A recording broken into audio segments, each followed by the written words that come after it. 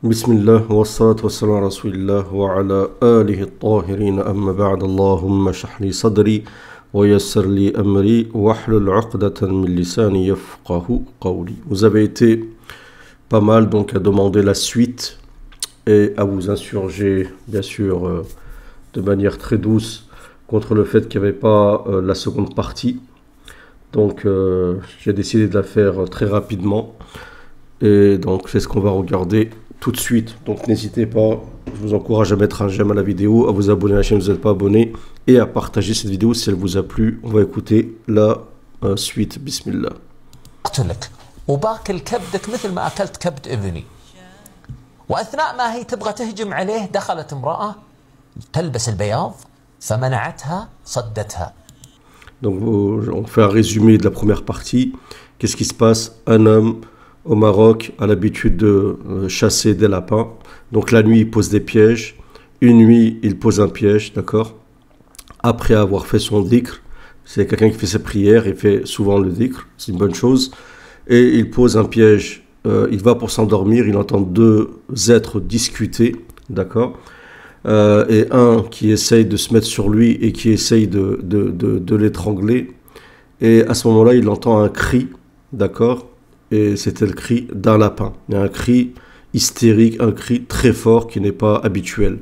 Et il va vers l'un de ces pièges, il voit un lapin noir qui est pris dans ce piège-là. D'accord? Donc il le prend, il l'égorge et il mange son foie.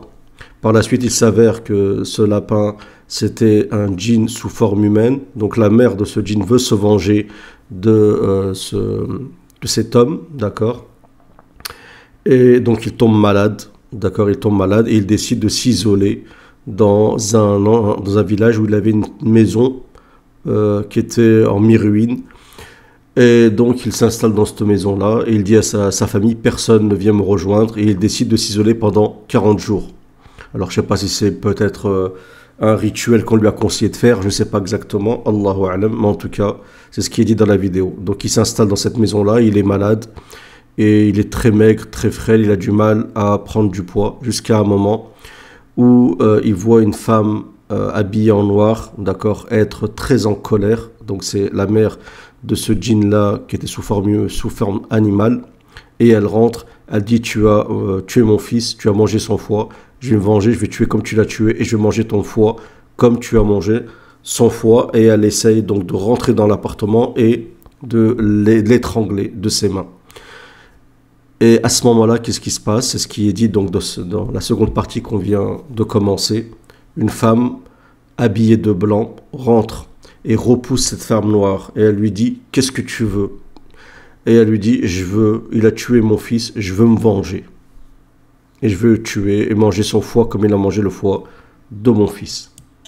وقالت لها ايش تبي منه؟ قالت انا بقتله مثل ما قتل ولدي وباكل كبده مثل ما اكل كبد ولدي.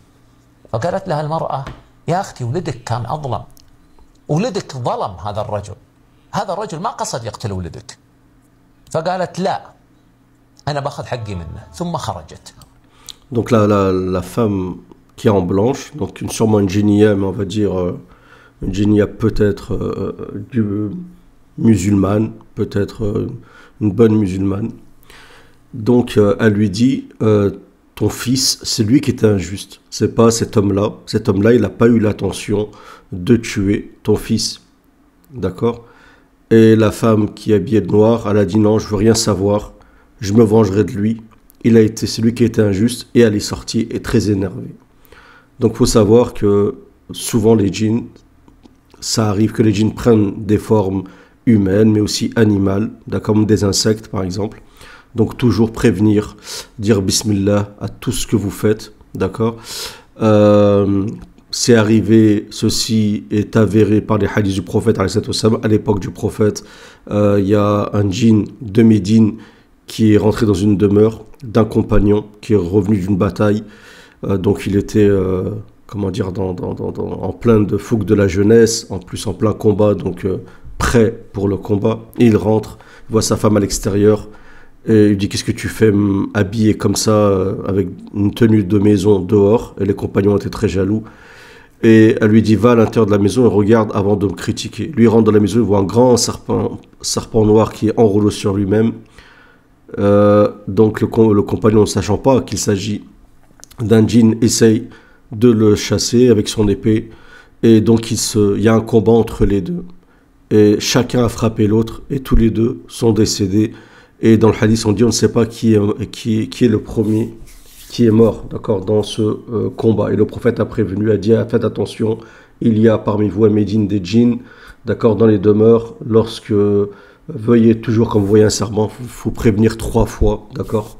Peut-être que pour savoir si c'est un djinn ou si c'est réellement un animal. Donc c'est quelque chose qu'il faut mettre quelque part dans sa tête. Ça ne veut pas dire qu'il faut vivre dans, comment dire, dans un délire comme ça un peu mystique et voir des djinns de partout et douter de tous les animaux. Pas du tout. Simplement, voilà, si vous voyez quelque chose d'anormal, eh ben, il faut prévenir. Voilà. Si vous rentrez dans une maison, vous devez utiliser un produit qui pourrait tuer des animaux, ainsi de suite, toujours dire bismillah, toujours prévenir. Quand vous mettez de la ruqya chez vous, prévenez. Voilà. Quand vous voulez, par exemple, comme là, par exemple, tu mets un piège, tu sais que tu peux tuer des animaux, ainsi de suite, c'est bien. C'est pas automatique, mais c'est bien de prévenir. Quand tu vas tuer une bête, tu vas à la chasse et que tu tires sur une bête, dis bismillah. Quand tu jettes une pierre, dis bismillah.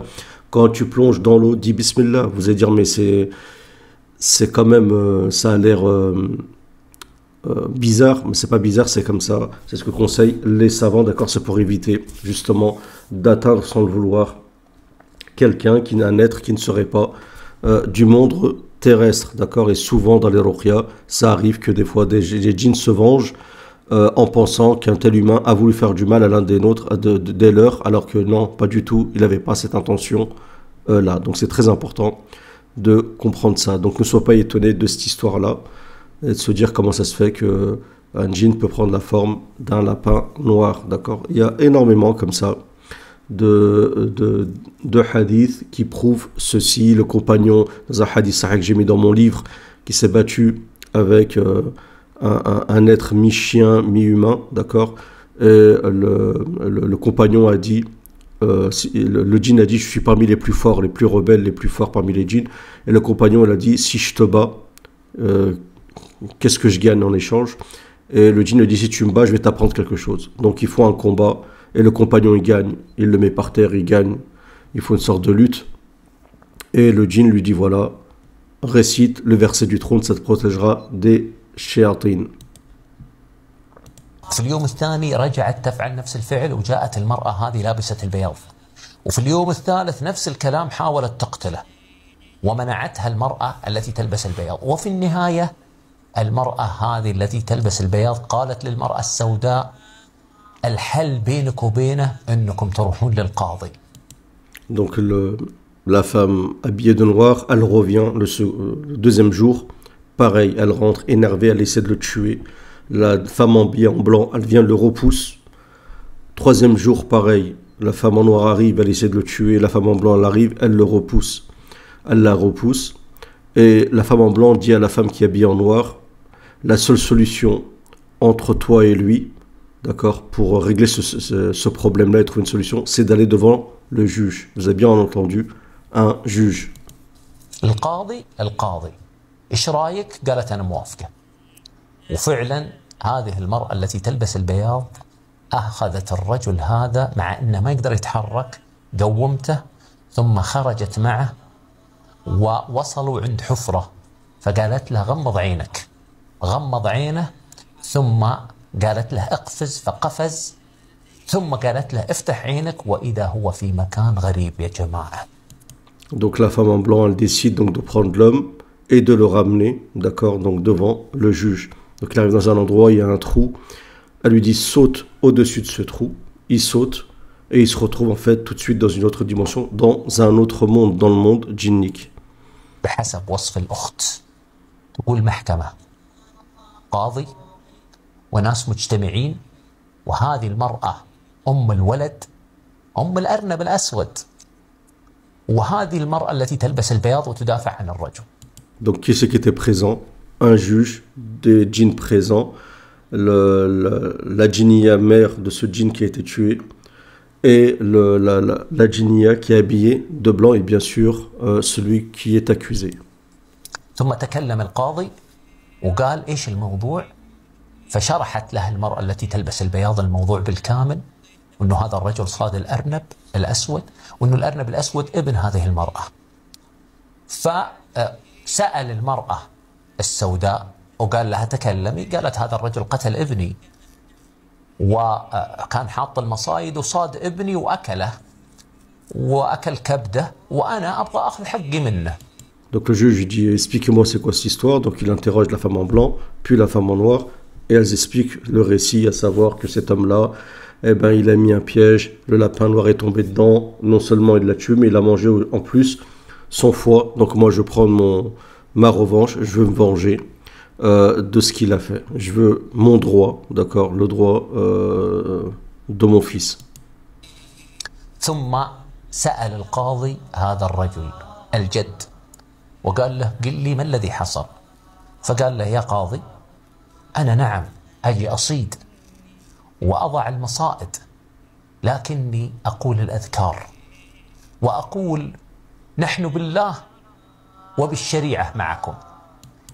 Donc le juge dit au jeune, donc celui qui a mis les pièges à l'homme, toi qu'est-ce que tu as à dire, explique-toi. Donc il dit écoute au qadi, certes c'est vrai, moi je mets des pièges, je chasse, mais je dis toujours mes adhkar, donc les invocations. Et en plus, quand je pose le piège, je dis nous sommes là par Allah Azza wa Jal, pour Allah Azza wa Jal. Et qu'est-ce qu'il dit d'autre, excusez-moi, je ne sais plus exactement la formule qu'il a dit. وأقول نحن بالله وبالشريعة معكم. Voilà, nous sommes là par Allah et aussi avec la sharia, par la sharia avec vous. C'est-à-dire qu'en fait, il y a entre nous et vous la sharia d'Allah Azza wa Jal. يا إخواننا في هذا المكان نحن بالله وبالشريعة معكم، يعني لا تؤذونا ولا نؤذيكم وأنا أقول الأذكار. Donc il dit en quelque sorte, ça veut dire ni on vous fait du mal, ni vous nous faites du mal. D'accord? Ça veut dire qu'en fait, il y a entre nous et vous la justice. Et bien sûr, il y a une sorte de contrat. D'accord? C'est pour ça que le prophète a dit dites Bismillah. Certaines choses, on peut les manger. Certaines choses, vous ne les mangez pas. Certaines choses, vous pouvez faire vous nettoyer les parties honteuses. D'autres choses, vous ne pouvez pas les faire. Touchez les pas. Le prophète a dit pourquoi? Parce que c'est la nourriture. Par exemple, des djinns, c'est un exemple pour vous dire que il y a des choses à faire et des choses à pas faire. Par exemple, quand tu mets de l'eau chaude, tout le monde le sait. Quand tu mets de l'eau chaude, eh ben, tu dis Bismillah. Par exemple, t'évites de laisser de la vaisselle avec de la bouffe le soir, ainsi de suite. Il y a des choses comme ça à faire pour ne pas justement provoquer et attirer donc les djinns, le sang, éviter que le sang ça attire les djinns par exemple, des choses comme ça. Et toujours adhkar, toujours ayat al-kursi et toujours bismillah et toujours éviter d'être injuste. يقول فالتفت القاضي على المرأة السوداء وقال لها الرجل هذا ما عليه شيء، الرجل هذا قال أذكاره وحذر، المشكلة كانت عند ابنك وأنا قايل لكم ومحذركم لا تخلون أبنائكم يتشكلون على هيئة حيوانات مأكولة اللحم حتى لا يؤذيهم الإنس. Donc le juge là, il se tourne vers la femme en noir et lui dit c'est pas lui qui est injuste, c'est ton fils qui a été injuste. Lui, il a fait ses invocations, il a prévenu. Et moi, je vous ai prévenu à plusieurs reprises de dire à vos enfants de ne pas prendre une forme animale et surtout des animaux qui sont mangés par les ins, par les humains, d'accord, afin justement qu'ils ne soient pas injustes envers vous par ignorance. لكنكم لا تسمعون هذا الكلام. Mais vous n'écoutez pas. وأنا حذرتكم. الآن الرجل هذا ما عليه شيء، أنت إن تعرضتي له ستعاقبين عقاب شديد، وانتهت القضية. Donc le juge a dit à la femme, lui il n'est pas injuste, d'accord, c'est toi qui es injuste et tu mériteras, donc tu mériteras un châtiment, tu seras jugé pour ceci. Et un châtiment très dur. وفعلا انتهى الموضوع. رجع الرجل إلى مكانه، ثم بعد ما أتم 40 يوم جاءوا أبناءه وأخذوه، لكن لا زال الرجل يعاني من ألم في بطنه. وأثناء وجوده في القرية وهو مريض جاء رجل من أهل القرية وقال له أنا أنصحك إذا كنت تريد علاج بطنك اشوي لك كبدة خروف أو كبدة بقر وكلها وبإذن الله تطيب معدتك. وفعلا خرج الرجل يمشي رايح للحام حتى يشتري منه الكبدة. Donc au bout de 40 jours, les enfants ont récupéré donc leur père, mais le problème c'est qu'il avait toujours cette douleur au ventre, d'accord? Et un homme lui dit, je te conseille, va acheter du foie d'agneau, du foie de veau, et fais-le chouir, fais-le cuire, d'accord? Et mange-le, et tu verras, tu te porteras mieux. Et effectivement, c'est ce qu'il a fait, il est parti donc pour aller acheter du foie. وهو في الطريق خرج له رجل ما يعرفه. تعرفون أهل القرية، القرية صغيرة فالجميع يعرف بعضه. هذا الرجل غير معروف، سلم عليه وقال له يا أخي وين رايح؟ فقال والله رايح أشتري كبدة علشان أكلها ويتعالج بطني. فقال له خذ هذا الحطب من شجرة الزيتون، خذ لما تشوي الكبدة اشويها على هذا الحطب وبإذن الله سيشفيك الله. Quand il va pour aller acheter le foie, il rencontre un homme qu'il ne connaît pas. Vous savez très bien que dans un village, tout le monde se connaît. Et si quelqu'un est étranger au village, tout le monde le sait. Donc il rencontre un homme qu'il ne connaît pas, il lui dit, tu vas où? Il dit, je vais acheter du foie parce que j'ai tel et tel problème. Il lui dit, écoute, ne fais pas ça. Va au contraire, va prendre des branches d'un olivier, d'accord, sûrement des branches sèches, et fais cuire ton foie sur ces branches-là, et tu verras, tu vas guérir. فقال له أنت ايش عرفك بالموضوع إني أنا مريض؟ أنا ما قلت لحد. قال أنت لا تهتم بهذا الأمر، أنت اهتم بعلاجك. اشوي الكبدة على هذا الحطب وبإذن الله ستشفى. وفعلا راح الرجل واشترى الكبدة ثم شواها على هذا الحطب وشفي الرجل بإذن الله. Donc lui dit, mais je comprends pas, qui t'a dit que moi j'avais mal au ventre? Je l'ai dit à personne.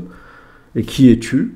Cet homme l'a dit, écoute, cherche pas à savoir, fais ce que je te dis et tu verras, tu vas guérir. Donc l'homme il s'exécute, il va acheter le foie et le fait cuire sur ces branches de l'arbre de l'olivier et il guérit. D'accord, donc il guérit par la permission d'Allah Azza wa Jal. بعضكم ممكن يستغرب من هذه القصة، لكن يا جماعة الخير القصة هذه لها شاهد، والشاهد أنا سبق ذكرته في قصة سابقة عن باكستاني في باكستان حصلت له قريبا من هذه القصة، ثم حذفت القصة هذه من القناة. والقصة هذه مشهورة يا جماعة الخير. من هذه القصة نعلم أنه الجماعة عندهم محاكم وأنه الجماعة عندهم قضاء.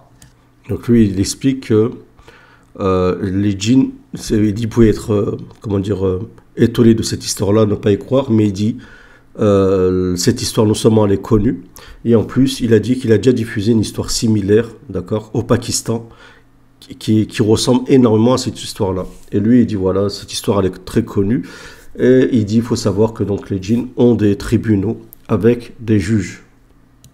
وأنه الجماعة يا جماعة الخير فيهم أناس مسلمين لا يقبلون بالظلم أبدا أبدا أبدا. Et que parmi les djinns, il y a des musulmans qui, eux, n'acceptent pas l'injustice et sont intransigeants avec ceci. أتمنى يا جماعة الخير أن القصص أعجبتكم وأن العطور هذه أتحفتكم. السلام عليكم ورحمة الله وبركاته. Donc il dit j'espère que cette histoire vous a plu, ainsi de suite. Donc il faut savoir que l'histoire se passe au Maroc et que contrairement à d'autres pays, on entend souvent au Maroc qu'il y a des gens qui vont devant des djinns, devant des juges pour régler leurs litiges avec des djinns qu'ils ont avec des djinns. Alors je ne sais pas si c'est des djinns musulmans, est-ce que c'est des shéatines, des démons, ne me posez pas la question. Moi, sincèrement, je l'ignore, d'accord? À ma connaissance, il y a sûrement des textes, mais je ne connais pas des textes qui parlent de tribunaux, de juges, ainsi de suite, tout en sachant que le monde des djinns est une copie de notre monde, et ce qu'il y a dans notre monde se trouve aussi dans le monde des djinns. Donc, à preuve du contraire, on ne peut pas dire, ni confirmer, ni infirmer ceci, si ce n'est bien sûr par des arguments probants. En espérant que cette vidéo vous a plu, c'est le cas, un j'aime, un partage, et n'hésitez pas à réagir dans les commentaires, et bien sûr, la leçon de cette histoire, parce qu'il y a toujours une exhortation, une hikmah dans cette histoire-là. Donc faites attention à toujours dire Bismillah, à réciter vos adhkar et prévenir dans certains cas comme ça, surtout dans des endroits isolés qui pourraient être habités par des djinns, comme Ibn Qayyim, je l'ai déjà dit, par exemple, quand tu vas dans un endroit, quand tu vas uriner, par exemple, dans un coin, les djinns aiment bien les coins, par exemple, ou dans un mur où il y a une fissure, dis bien la dua d'invocation contre les djinns démons et femelles, parce que justement, tu pourrais être bêtement, comme ça, touché par un mal de djinn, par la permission d'Allah Azza wa Jalla. C'est possible que nous on fait beaucoup d'erreurs comme ça, des fois on est peut-être injuste sans le savoir, et sûrement Allah Azza wa Jalla nous protège, et bien sûr nous sollicitons la protection d'Allah Azza wa Jalla le puissant. Salam à tous.